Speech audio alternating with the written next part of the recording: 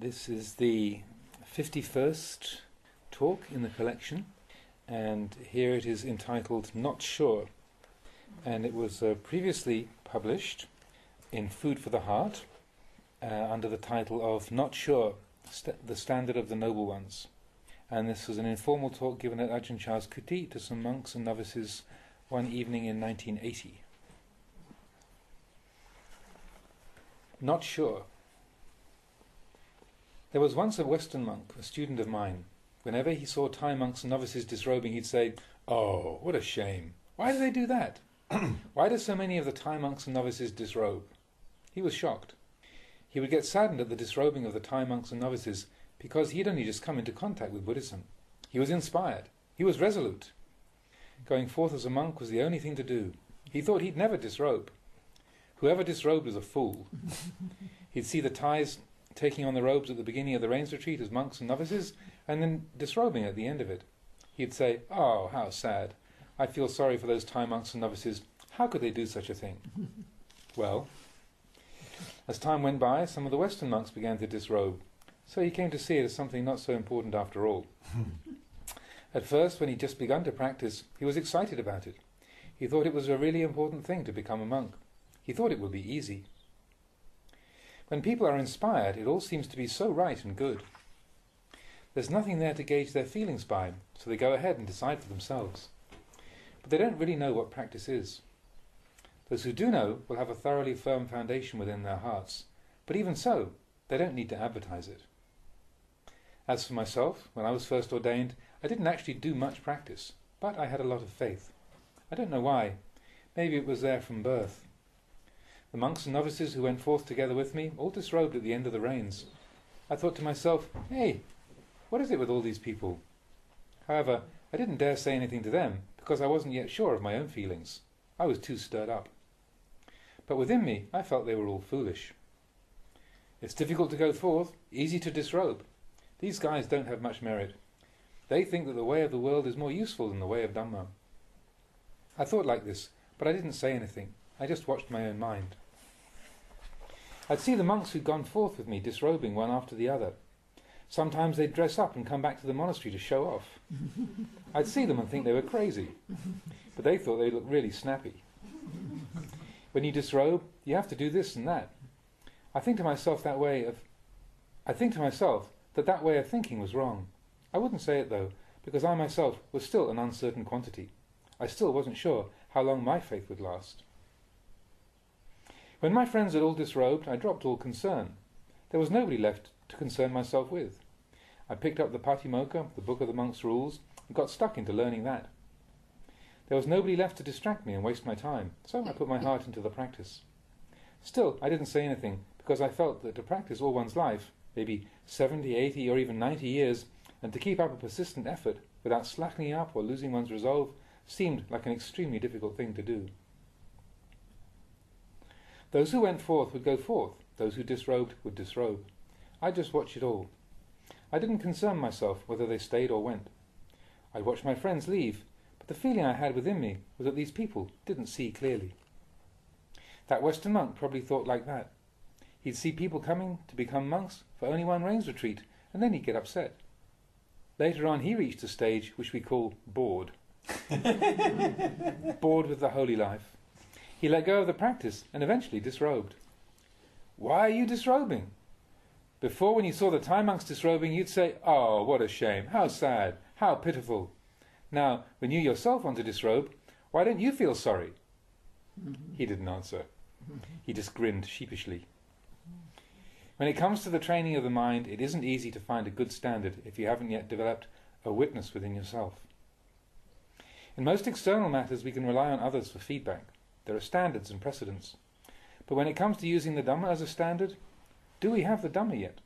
Are we thinking rightly or not? And even if it's right, do we know how to let go of rightness, or are we still clinging to it? You must contemplate until you reach the point where you let go. This is the important thing. Until you reach the point where there isn't anything left, where there's neither good nor bad, you throw it off. This means you throw out everything. If it's all gone, then there's no remainder. If there's some remainder, then it's not all gone.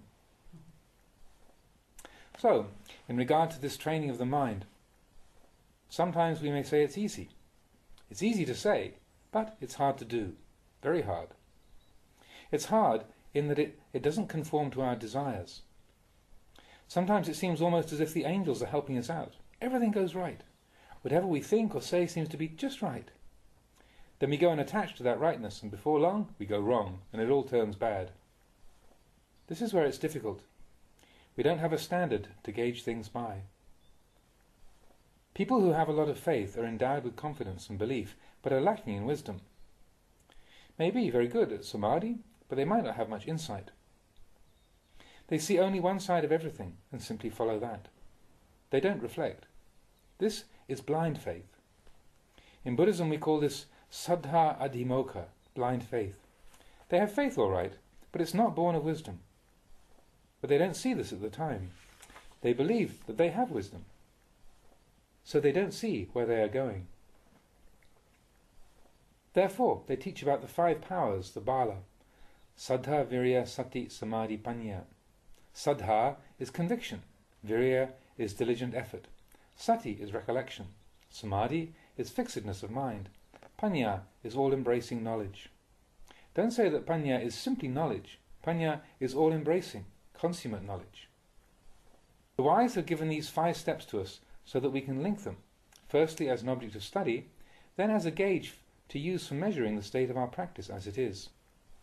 For example, saddha, conviction. Do we have conviction? Have we developed it yet? Virya, do we have diligent effort or not? Is our effort right or is it wrong? We must consider this. Everybody has some sort of effort, but does our effort contain wisdom or not?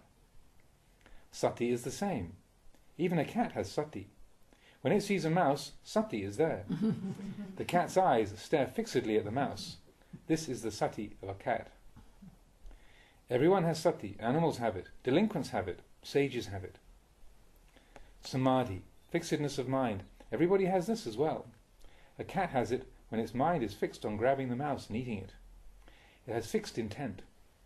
That sati of the cat is sati of a sort. Samadhi, fixed intent on what it's doing, is also there. Panya, knowledge, like that of human beings, it knows as an animal knows. It has enough knowledge to catch mice for food. These 5 things are called powers. Have these 5 powers arisen from samadhi or not? From right view or not? Saddha, virya, sati, samadhi, panya. Have these arisen from right view? What is right view? What is our standard for gauging right view? We must clearly understand this. Right view is the understanding that all these things are uncertain. Therefore, the Buddha and all the noble ones don't hold fast to them. They hold, but not fast. They don't let that holding become an identity. The holding which doesn't lead to becoming is that which isn't tainted with desire. Without seeking to become this or that, there is simply the practice itself. When you hold on to a particular thing, is there enjoyment or is there displeasure? If there's pleasure, do you hold on to that pleasure? If there's dislike, do you hold on to that dislike? Some views can be used as principles for gauging our practice more accurately. For instance, knowing views such as one is better than others, or equal to others, or more foolish than others. Knowing them all as wrong views. We may feel these things, but we also know them with wisdom, that they simply arise and cease. Seeing that we are better than others is not right. Seeing that we are equal to others is not right. Seeing that we are inferior to others is not right. The right view is the one that cuts through all of this. So, where do we go to? If we think we are better than others, pride arises. It's there, but we don't see it. If we think we're equal to others, we fail to show respect and humility at the proper times. If we think we're inferior to others, we get depressed, thinking we are inferior, born under a bad sign, and so on. We're still clinging to the 5 khandhas. It's all simply becoming and birth. This is one standard for gauging ourselves by. Another one is, if we encounter a pleasant experience, we feel happy. If we encounter a bad experience, we're unhappy. Are we able to look at both the things that we like and the things that we dislike as having equal value? Measure yourself against this standard. In our everyday lives, in the various experiences we encounter, if we hear something which we like, does our mood change? If we encounter an experience which isn't to our liking, does our mood change? Or is the mind unmoved? Looking right here, we have our gauge. Just know yourself. This is your witness. Don't make decisions on the strength of your desires. Desires can puff us up into thinking that we're something that we're not. We must be very circumspect. There are so many angles and aspects to consider, but the right way is not to follow your desires, but the truth. We should know both the good and the bad, and when we know them, to let go of them. If we don't let go, we're still there. We still exist. We still have. If we still are, then there is a remainder. Becoming and a birth are in store. Therefore the Buddha said to judge only yourself. Don't judge others, no matter how good or evil they may be. The Buddha merely points out the way, saying, the truth is like this. Now, is our mind like that or not? For instance, suppose a monk took some things belonging to another monk. Then that other monk accused him, you stole my things. I didn't steal them, I only took them. So we ask a third monk to adjudicate. How should he decide? He would have to ask the offending monk to appear before the convened Sangha. Yes, I took it, but I didn't steal it. Or in regard to the other rules, such as parajika or sanghadisesa offences. Yes, I did it, but I didn't have intention. Can you believe that? It's tricky. If you can't believe it, all you can do is leave the onus with the doer. It rests on him. But you should know that we can't hide the things that arise in our minds. You can't cover them up, either the wrongs or the good actions either. Whether the actions are good or evil, you can't dismiss them simply by ignoring them, because these things tend to reveal themselves. They conceal themselves, they reveal themselves. They exist in and of themselves. They're all automatic. This is how things work. Don't try to guess at or speculate about these things. As long as there is still avijja, ignorance, they're not finished with. The chief privy councillor once asked me, Lompo, is the mind of an anagami pure yet? It's partly pure. Eh? An anagami has given up sensual desire. How is his mind not yet pure? He may have let go of sensual desire, but there's still something remaining, isn't there? There's still avijja. If there's still something left, then there's still something left. It's like the bhikkhu's alms bowls. There are a large-sized large bowl, a medium-sized large bowl, a small-sized large bowl. Then a large-sized medium bowl, a medium-sized medium bowl, and a small-sized medium bowl. Then there's a large-sized small bowl, a medium-sized small bowl, and a small-sized small bowl. No matter how small it is, there's still a bowl there, right? That's how it is with this. Sotapanna, Sakadagami, Anagami, they've all given up certain defilements, but only to their respective levels. Whatever still remains, those noble ones don't see. If they could, then they'd all be arahants. They still can't see all. Avijja is that which doesn't see. If the mind of the anagami was completely straightened out, he wouldn't be an anagami. He'd be fully accomplished. But there is still something remaining. Is his mind purified? Well, it is somewhat, but not 100%. How else could I answer? He said that later on he would come and question me about it further. He can look into it. The standard is there. Don't be careless. Be alert. The Buddha exhorted us to be alert. In regards to this training of the heart, I've had my moments of temptation too, you know. I've often been tempted to try many things, but they've always seemed like they're going astray of the path. It's really just a sort of swaggering in one's mind, a sort of conceit. Ditthi, views, and mana, pride, are there. It's hard enough just to be aware of these two things. There was once a man who wanted to become a monk here. He carried in his robes, determined to become a monk in memory of his late mother. He came into the monastery, laid down his robes, and without so much as paying respects to the monks, started walking meditation right in front of the main hall, back and forth, like he was really going to show his stuff.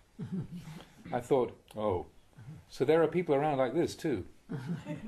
This is called Saddha Adhimokkha, blind faith. He must have determined to get enlightened before sundown or something. He thought it would be so easy. He didn't look at anybody else, he just put his head down and walked as if his life depended on it. I just let him carry on, but I thought, oh man, you think it's that easy or something? In the end, I don't know how long he stayed, but I don't think he even ordained. As soon as the mind thinks of something, we send it out. Send it out every time. We don't realize that it's simply the habitual proliferation of the mind. It disguises itself as wisdom and waffles off into minute detail. This mental proliferation seems very clever. If we didn't know, we'd mistake it for wisdom. But when it comes to the crunch, it's not the real thing. When suffering arises, where is that so-called wisdom then? Is it of any use? It's only proliferation after all. So, stay with the Buddha. As I've said before many times, in our practice we must turn inwards and find the Buddha. Where is the Buddha? The Buddha is still alive to this very day. Go in and find him. Where is he? At Anicca. Go in and find him there. Go and bow to him. Anicca, uncertainty. You can stop right there for starters. If the mind tries to tell you, I'm a Sotapanna now, go and bow to the Sotapanna. He'll tell you himself, it's all uncertain. If you meet a Sakadagami, go and pay respects to him. When he sees you, he'll simply say, not a sure thing. If there's an Anagami, go and bow to him. He'll tell you only one thing, uncertain. If you even meet an Arahant, go and bow to him. He'll tell you even more firmly, it's all even more uncertain. You'll hear the words of the noble ones. Everything is uncertain. Don't cling to anything. Don't just look at the Buddha like a simpleton. Don't cling to things, holding fast to them without letting go. Look at things as functions of the apparent and then send them on to transcendence. That's how you must be. There must be appearance and there must be transcendence.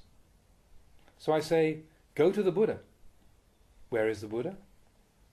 The Buddha is in the Dhamma. All the teachings in this world can be contained in this one teaching, Anicca. Think about it. I've searched for over 40 years as a monk, and this is all I could find. That and patient endurance. This is how to approach the Buddha's teaching. Anicca, it's all uncertain. No matter how sure the mind wants to be, just tell it, not sure. Whenever the mind wants to grab onto something as a sure thing, just say, it's not sure, it's transient. Just ram it down with this. Using the Dhamma of the Buddha, it all comes down to this. It's not that it's merely a momentary phenomenon. Whether standing, walking, sitting or lying down, you see everything in this way. Whether liking arises or dislike arises, you see it all in the same way. This is getting close to the Buddha. Close to the Dhamma. Now I feel that this is a more valuable way to practice. All my practice from the early days up to the present time has been like this. I didn't actually rely on the scriptures, but then I didn't disregard them either. I didn't rely on a teacher, but then I didn't exactly go it alone. My practice was all neither this nor that. Frankly, it's a matter of finishing off, that is, practicing to the finish by taking up the practice and then seeing it to completion, seeing the apparent and also the transcendent. I've already spoken of this, but some of you may be interested to hear it again. If you practice consistently and consider things thoroughly, you'll eventually reach this point. At first, you hurry to go forward, hurry to come back, and hurry to stop. You continue to practice like this until you reach the point where it seems that going forward is not it, coming back is not it, and stopping is not it either. It's finished. This is the finish. Don't expect anything more than this. It finishes right here. Hinasavo, one who is completed. He doesn't go forward, he doesn't retreat, and he doesn't stop. There's no stopping, no going forward, and no coming back. It's finished. Consider this. Realize it clearly in your own mind. Right there, you'll find that there is really nothing at all. Whether this is old or new to you depends on you, on your wisdom and discernment. One who has no wisdom or discernment won't be able to figure it out. Just take a look at trees, like mango or jackfruit trees. If they grow up in a clump, one tree may get bigger first, and then all the others will bend away, growing outwards from that bigger one. Why does this happen? Who tells them to do that? This is nature. Nature contains both the good and the bad, the right and the wrong. It can either incline to the right or incline to the wrong. If we plant any kind of trees at all, if we plant any kind of trees at all close together, the trees which mature later will branch away from the bigger tree. How does this happen? Who determines it thus? This is nature, or Dhamma. Likewise, tanha, craving, leads us to suffering. Now if we contemplate it, it'll lead us out of desire. We will outgrow tanha. by investigating tanha, we'll shake it up, making it gradually lighter and lighter until it's all gone. The same as the trees. Does anybody order them to grow the way they do? They can't talk or move around, and yet they know how to grow away from obstacles. Wherever it's cramped and crowded and growing is difficult, they bend outwards. Right here is Dhamma. We don't have to look at a whole lot. One who is astute will see the Dhamma in this. Trees by nature don't know anything. They act on natural laws. Yet they do know enough to grow away from danger, to incline towards a suitable place. Reflective people are like this. We go forth into the homeless life because we want to transcend suffering. What is it that makes us suffer? If we follow the trail inwards, we'll find out.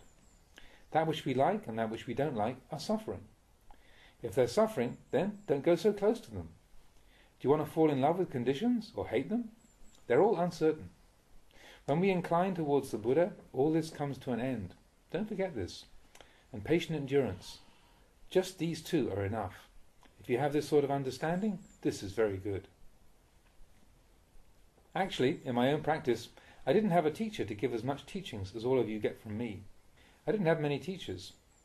I ordained in an ordinary village temple and lived in village temples for quite a few years. In my mind, I conceived the desire to practice. I wanted to be proficient. I wanted to train. There wasn't anybody giving any teaching in those monasteries, but the inspiration to practice arose. I travelled and I looked around. I had ears, so I listened. I had eyes, so I looked.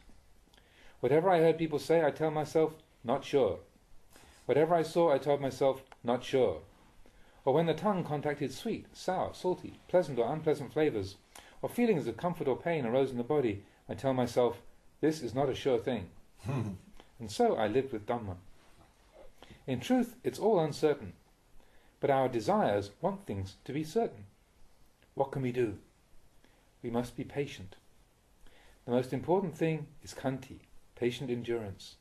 Don't throw out the Buddha, what I call uncertainty. Don't throw that away. Sometimes I go to see old religious sites with ancient monastic buildings designed by architects, built by craftsmen. In some places they'd be cracked.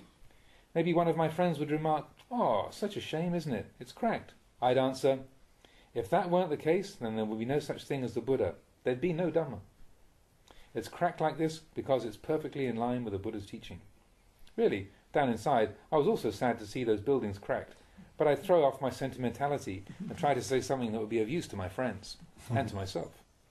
Even though I also felt that it was a pity, still I tended towards the Dhamma. If it wasn't cracked like that, there wouldn't be any Buddha. I'd say it really heavy for the benefit of my friends. Perhaps they weren't listening, but still, I was listening. This is a way of considering things which is very, very useful. For instance, say someone were to rush in and say, "Luang Por, do you know what so-and-so just said about you?" Or, "He said such and such about you." Maybe you even start to rage. As soon as you hear words of criticism, you start getting these moods every step of the way.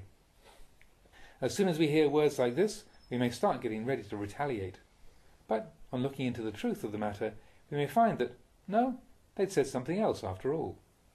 And so it's another case of uncertainty. So why should we rush into and believe things? Why should we put our trust so much in what others say? Whatever we hear, we should take note of, be patient, look into the matter carefully, and stay straight. It's not that we write whatever pops into our heads as some sort of truth. Any speech which ignores uncertainty is not the speech of a sage. Remember this. Whatever we see or hear, be it pleasant or sorrowful, just say, "This is not sure." Say it heavy to yourself. Hold it all down with this. Don't build up those things into major issues. Just keep them all down to this one. This point is the important one. This is the point where defilements die. Practitioners shouldn't dismiss it. If you disregard this point, you can expect only suffering, expect only mistakes. If you don't make this as a foundation for your practice, you're going to go wrong. But then you'll come right again later on, because this principle is really a good one. Actually, the real Dhamma, the gist of what I've been saying today, isn't so mysterious. Whatever you experience is simply form, simply feeling, simply perception, simply volition, and simply consciousness. There are only these basic qualities. Where is there any certainty within them? If we come to understand the true nature of things like this, lust, infatuation and attachment fade away. Why do they fade away? Because we understand, we know. We shift from ignorance to understanding. Understanding is born from ignorance. Knowing is born from unknowing. Purity is born from defilement. It works like this. Not discarding Anicca, the Buddha. This is what it means to say that the Buddha is still alive. To say that the Buddha has passed away into Nibbana is not necessarily true. In a more profound sense, the Buddha is still alive. It's much like how we define the word bhikkhu. If we define it as one who asks, that is, one who is living dependent on the generosity of others, the meaning is very broad. We can define it in this way, but to use this definition too much is not so good. We don't know when to stop asking. If we were to define this word in a more profound way, we would say a bhikkhu is one who sees the danger of samsara. Isn't this more profound? It doesn't go in the same direction as the previous definition. It runs much deeper. The practice of Dhamma is like this. If you don't fully understand it, it becomes something else again. When it's fully understood, then it becomes priceless. It becomes a source of peace. When we have sati, we are close to the Dhamma. If we have sati, we will see anicca, the transience of all things. We'll see the Buddha and transcend the suffering of samsara. If not now, then sometime in the future. If we throw away the attribute of the noble ones, the Buddha or the Dhamma, our practice will become barren and fruitless. We must maintain our practice constantly, whether we're working or sitting or simply lying down. When the eye sees form, the ear hears sound, the nose smells an odour, the tongue tastes a flavour, or the body experiences sensation. In all things, don't throw away the Buddha. Don't stray from the Buddha. This is how to be one who has come close to the Buddha, to be one who reveres the Buddha constantly. We have ceremonies for revering the Buddha, such as chanting in the morning, Arahang Samma Sambuddho Bhagava. This is one way of revering the Buddha, but it's not revering the Buddha in such a profound way as I've described here. It's the same with the word bhikkhu. If we define it as one who asks, then they keep on asking because it's defined like that. To define it in the best way, we should say bhikkhu, one who sees the danger of samsara. Revering the Buddha is the same. Revering the Buddha by merely reciting Pali phrases as a ceremony in the mornings and evenings is comparable to defining the word bhikkhu as one who asks. If we incline towards anicca, dukkha and anatta, whenever the eye sees form, the ears hear sound, the nose smells an odour, the tongue tastes a flavour, the body experiences sensation, or the mind cognizes mental impressions, at all times, this is comparable to defining the word bhikkhu as one who sees the danger of samsara. It's so much more profound, cuts through so many things. If we understand this teaching, we will grow in wisdom and understanding. This is called patipada. Develop this attitude in the practice and you'll be on the right path. If you think and reflect in this way, even though you may be far from your teacher, you will be close to him. If you live close to the teacher physically, but your mind has not yet met him, you'll spend your time either looking for his faults or adulating him. If he does something which suits you, you say he's good, and that's as far as your practice goes. You won't achieve anything by wasting your time looking at someone else. But if you understand this teaching, you can become a noble one in the present moment. That's why this year, 25-22, 1979, I've distanced myself from my disciples, both old and new, and not given much teaching, so that you can all look into things for yourselves as much as possible. For the newer monks, I've already laid down the schedule and rules of the monastery, such as don't talk too much, don't transgress the existing standards, the path to realization, fruition and nibbana. Anyone who transgresses these standards is not a real practitioner, not one who has a pure intention to practice. What can such a person ever hope to see? Even if he slept near me every day, he wouldn't see me. Even if he slept near the Buddha, he wouldn't see the Buddha if he didn't practice. So, knowing the Dhamma or seeing the Dhamma depends on practice. Have confidence. Purify your own heart. If all the monks in this monastery put awareness into their respective minds, we wouldn't have to reprimand or praise anybody. We wouldn't have to be suspicious of or favour anybody. If anger or dislike arise, just leave them at the mind, but see them clearly. Keep on looking at those things. As long as there is still something there, it means we still have to dig and grind away right there. Some say, I can't cut it, I can't do it. If we start saying things like this, there'll only be a bunch of thugs here, because nobody cuts at their own defilements. You must try. If you can't yet cut it, dig in deeper. Dig at the defilements, uproot them. Dig them out, even if they seem hard and fast. The Dhamma is not something to be reached by following your desires. Your mind may be one way, the truth another. You must watch up front and keep a lookout behind as well. That's why I say, it's all uncertain, all transient. This truth of uncertainty, this short and simple truth, is at the same time so profound and faultless that people tend to ignore it. They tend to see things differently. Don't cling to goodness. Don't cling to badness. These are the attributes of the world. We're practicing to be free of the world. So, bring these things to an end. The Buddha taught to lay them down, to give them up, because they only cause suffering. Here we go.